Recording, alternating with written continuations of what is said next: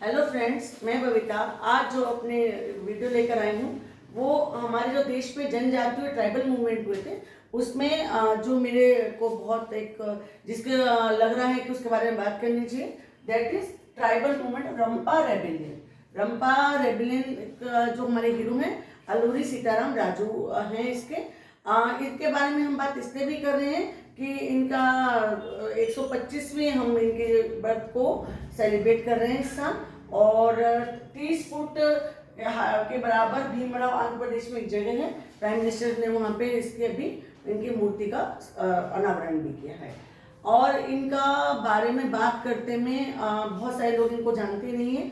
अलूरी सीताराम राजू जी का जो ये रंपा रेबेलियन है, इसका जो टाइम पीरियड है वो हमारा 1922 से 1924 के बीच में 2 साल का रहता है। और उन्हीं दिनों जो हमारे गांधी जी थे उसमें हमारा जो नॉन कॉपरेशन मूवमेंट, हमारे राष्ट्रीय आंदोलन में एक मूवमेंट चल रहा था, उसको उसका साथ भी इसको जोड़कर देखा जाता है। क्योंकि ये it was in the it was in the Andhra Pradesh और वो हमारे सेंट्रल में चल रहा था नॉन कॉपरेशन मूवमेंट। तो अभी हम थोड़ा सा इसके डिटेल में जाने से पहले मैं आपको बताऊं कि अलूरी सीताराम राजू कौन थे और अलूरी सीताराम राजू को हम किस तरह से याद करते हैं, जो आज उनके 125वें साल की जयंती को हम मना रहे हैं। अभी जो फेमस आप लोगों ने अभी एक पिक्चर देखी थी जिसका कि हम ऑस्कर तक जो पिक्चर गई थी RRR, वो एक फिक्शन पिक्चर थी। उसमें जो अलूरी सीताराम राजू का जो रोल था उसको और उनके दोस्त की पिक्चर को दिखाया गया है उस पिक्चर में। लेकिन ये आंध्र प्रदेश में गॉड की तरह माना जाते हैं जनजातियों में। और अभी इनके नाम पर उस डिस्ट्रिक्ट का नाम भी अलूरी सीताराम राजू डिस्ट्रिक्ट रख दिया गया, क्योंकि अभी भी वहाँ पे बहुत सारे ट्राइबल्स हैं। ही वॉज द गॉड और उनको गॉड की तरह अब भी पूजा जाता है, क्योंकि ट्राइबल मूवमेंट का बहुत बड़ा योगदान हमारे राष्ट्रीय आंदोलन में ये रंपा विद्रोह का है। अब इसके बारे में हम थोड़ा सा डिटेल में जाते हैं। इनका बर्थ होता है 4 जुलाई 1897 को और इनकी डेथ हुई है 7 मई 1924 को। 18 साल की उम्र में ही ये एक सन्यासी थे और मिस्टीरियस से एक व्यक्ति थे, ज्योतिष था और भ्रमण करते रहते थे। तो उन दिनों का पहले थोड़ा सा उसका हम थोड़ा सा डिटेल ये जानते हैं कि हुआ क्या था। हुआ ये था कि हमारी जो ब्रिटिश गवर्नमेंट थी, ये ट्राइबल लोगों के साथ जितने भी ट्राइबल मूवमेंट्स हैं उनका जिस तरह से एक रहने का तरीका होता है कि वो मान लीजिए जंगल में रहते हैं, जंगल में जाके वो पेड़ काटते हैं, लकड़ी काटते हैं, वही उनका गुजरा बसरा है। तो ये कुछ ना कुछ ऐसा लेकर आते थे, कोई ना कोई कानून ले आते थे, कभी कुछ ले आते थे कि उनका जो रहना है, खाना है, पीना है, उस पर डिस्टर्बेंस आ जाता था। तो नेचुरली फिर वो गुस्सा करते थे, ऑपरेशन करते थे, विद्रोह करते थे। तो उसका जो विद्रोह था उसमें उन्होंने एक एक्ट और ले आए जिसको फॉरेस्ट एक्ट 1882 वाला एक्ट भी लिया है कि जितना भी आंध्र प्रदेश का वाला इलाका है, जो जहाँ की वो रंपा, जहाँ वो विशाखापट्टनम, जहाँ वो गंजम जो इलाका है, वहाँ पर ये जितने भी आदिवासी हैं जाके जो छोटी छोटी लकड़ियाँ होती हैं, जो फॉरेस्ट के अंदर ये पत्ते होते हैं, इसको भी बीन कर जिससे वो लोग अपना जीवन यापना करते थे, उसको भी चुनने का अधिकार नहीं थे। इवन अब की आज की तारीख में जितना भी ये छोटा छोटा सा होता है लकड़ी का सामान, हरी पत्ते हैं, घास है, छोटी लकड़ी है, इसको जनजाति है ये ट्राइबल लोग लाते हैं और इससे अपना जीवन यापन करते हैं। तो ये ऐसा एक्ट भी लिया है। हालांकि इन्हें जरूरत थी उन आदिवासियों की, लेकिन उन्हें परेशान करने के लिए, जिससे एक उनकी एक बड़ी इंपॉर्टेंट एक उनका कल्टीवेशन होता है, शिफ्टिंग कल्टीवेशन, जिसे कि पोटू कल्टीवेशन भी कहते हैं, उसको भी उन्होंने मना कर दिया कि आप ये नहीं कर सकते हैं। तो फिर वो खाते क्या और करते क्या, जैसे कि नॉर्थ वेस्ट में झूम खेती भी बोलते हैं, झूम कल्टीवेशन।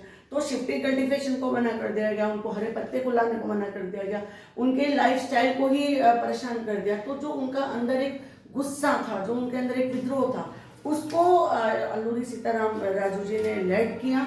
उसको आगे बढ़ के ब्रिटिशर्स के खिलाफ एक विद्रोह को छेड़ दिया, जिसे कि हम रंपा विद्रोह कहते हैं, जिसका भी टाइम पीरियड 1922 से 1924 तक तो हम मानते हैं। इससे पहले भी रंपा विद्रोह हुए हैं उसमें, लेकिन जो सबसे ज़्यादा फेमस वाला है वो यहाँ पे 1922 और 1923 1924 वाला ही हम मानते हैं। इन्होंने 2 साल तक इसको लेड किया और इन्होंने जाकर क्या करा कि विशाखापट्टनम और ये रंपा ये जगह जाकर सारे के सारे 100 के 100 लोग लोगों को लेकर जाके पुलिस थाने जला दिए और इनके सब जितने भी सरकारी कार्यालय थे उसमें तोड़फोड़ और ये सब विद्रोह करना शुरू कर दिया था।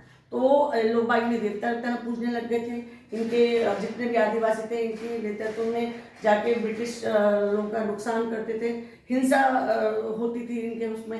ये गांधी जी के विचारों से तो प्रभावित थे। नॉन कॉपरेशन मूवमेंट का इन्होंने अपने लोगों को बोला था खादी पहनो, इन्होंने अपने लोगों को बोला था शराब मत पियो, लेकिन गांधी जी का जो नॉन वायलेंस वाला था उसको इनका साथ कोई सामने नहीं था, क्योंकि ये कहते थे कि हिंसा से ही ये ब्रिटिश लोगों की आंख खुलेगी। तो ये हिंसा करते थे, ये जाके पुलिस थाने जला देते थे। लेकिन उसका कुछ तो असर पड़ा था कि इनके ऊपर उस वक्त 10,000 रुपये का इनाम रख दिया था। उस वक्त 1922 में 10,000 रुपये का इनाम रख दिया गया था अंग्रेज गवर्नमेंट द्वारा। इतना परेशान हो गए थे वो इनसे कि इनको जिंदा या मुर्दा कैसे भी पकड़ा जाए 10,000 रुपये इनाम दिया जाएगा। फिर इनको धोखे से रात में पकड़ लिया गया।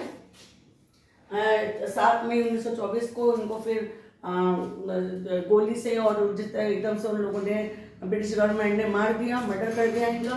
और लेकिन उसके बाद भी ये आंदोलन चलता रहा जैसे भी, और इसको एक सिग्निफिकेंस माना गया कि इन्होंने उनकी नींद उड़ा दी थी। 2 साल तक ये रंपा विद्रोह इस तरह से चला है। इसे उसका नॉन कॉपरेशन मूवमेंट का भी सहारा मिला। एक काम इसमें और हुआ था कि एक मुत्तादार करके एक जैसे जैसे हम लोग जमींदार जानते हैं, ऐसे इन लोगों ने ब्रिटिश लोगों ने इनके ऊपर एक व्यक्ति को लगा दिया गया था। जैसे जमींदार कहें कि वो लोग भी इनके ऊपर जुल्म ढाते थे, मतलब अपनी ही खेती में अपने ही जमीन पर ये लोग खा नहीं सकते थे, फसल नहीं उगा सकते थे, कुछ काम नहीं कर सकते थे।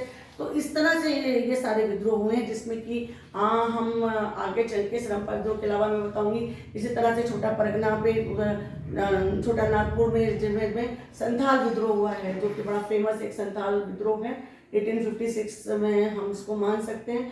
और इसी तरह से चैचू आंदोलन हुआ है।